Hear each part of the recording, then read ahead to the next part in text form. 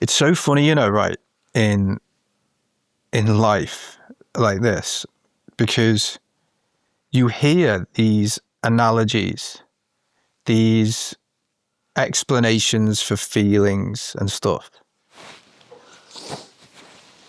And sometimes before you actually can relate to it, they sound a bit corny, the analogies, or a little bit, oh, right, yeah. Oh yeah, it's like the waves on the sea. All right, yeah. You feel like you're in a bubble. I know exactly. You're like, oh, whatever. Like, but you really do notice what it is. It's like, again, it sounds corny, but it's true.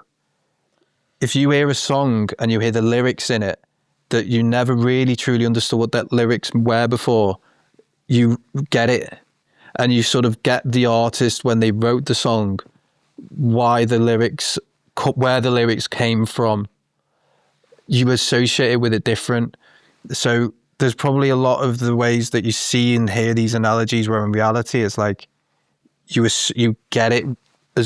So for example, the bubble thing, I remember I was walking to get a coffee. I was making sure I was going out. We went to that coffee shop before, didn't we? Today to get a coffee. Yeah. What did they say to me? Well, you haven't been here in a while. Yeah. They'd said that, didn't they? And the reason why I haven't been there in a while is because I didn't want to chat. I get on with them really well. And I like going in there. I love it. And I love chatting with them because it's my local coffee shop. But I was avoiding that shop because I didn't have the energy to have any conversation or anything service level and stuff. So I was walking to an extra coffee shop that's further away, which in hindsight was good for me because I was getting more of a walk. But I remember walking and you can't explain it. You feel like you're in tell me if I'm making sense or if you felt this. You're walking in a bubble and the world's going on around you and it doesn't really do you know in movies? I was about to say when everything's going around and everything like that. Yeah. And it's like you just go in and you can tell the guy's just in it, or guy or girl just in their head, and the world's just happening, and it's like weird noise, weird voices coming in, and it's like he's just zoned out. I was going to say, it reminds... Do you get what I mean? This feeling and the way you pictured that, it reminds me of a moment in The Matrix. Right. And it's where Neo is plugged into this outside world, and he's like, everything's just happening to him, and it's just like bouncing off him. Right. That's what grief feels like when you go into the external world. That's what it felt like. That's how it felt walking. Yeah.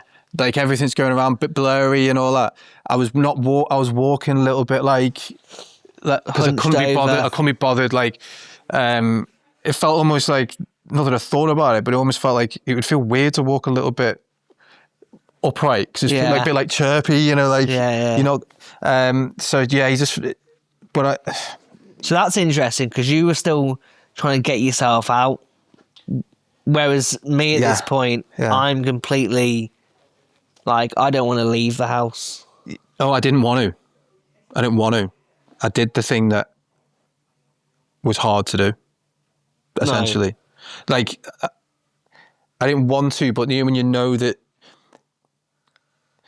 doing things you know you should do, even when you don't want to, that's discipline. Yeah. And I think I'm just locked into that. Yeah. I don't want to do it, but I'm going to make myself do it anyway. Yeah. And that's why I did it. But I'm not saying there's no right way. That. There's no right way. I think that's what makes this so interesting. Is look, we're two men. We've got complete different, separate reactions to it. But I'm not going to just give myself credit the whole time.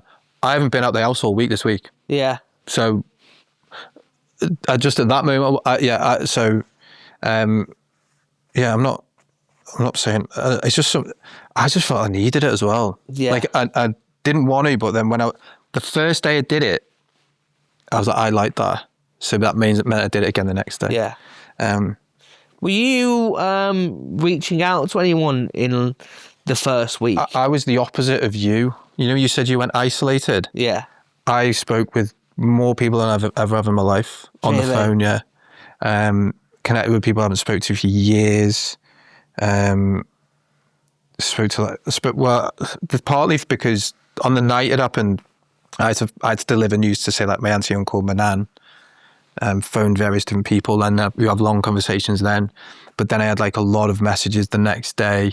Spoke with like one of my best friends, Lottie, for ages. Spoke to my mate Liam. Spoke to my mate Shelley. So I went the opposite of isolation. I went phone call out. I spent more time on the phone than I ever have. See, I think that's really interesting, especially if we think about it goes back to, you know, this is quite primal instincts, and this is, I noticed this from you in at the funeral as well. Right. So what I mean is, there's a thing that men tend to do when there's when there's grief or there's a sad emotion and there's the family together kind of thing. Men absorb. Yeah. So if you think about it, usually, and this is just what I've seen growing up as well, is if a bereavement happens, like say when my nan passed away, for example, and it was my dad's mum. Yeah. Now in that moment, he's there holding other people up. Yeah. Holding them together. Was it Jordan Peterson says, be the strongest man at your father's funeral? Yes. Or something he says. That was, I saw that from you in the funeral, which we're going to come on to. I felt like that. But I from you speaking out about how you were getting in touch with other people, and it's a really nice thing, and you should give yourself credit for it, is you're checking on other people. Mm-hmm. Not when I spent with friends, though, because I was telling them what happened. Okay. So, but there's two of them. So it was the family. I went and informed and was phoning people, phoning my mum loads, constantly phoning my mum. Spoke to my dad, of course, a lot on the phone.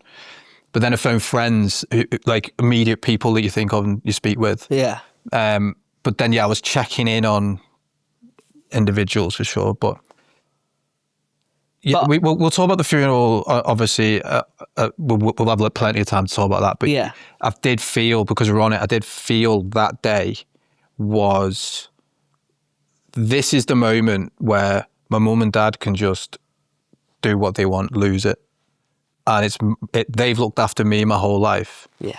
And this is the time that I step up. Yeah. Almost. I didn't cry at the funeral.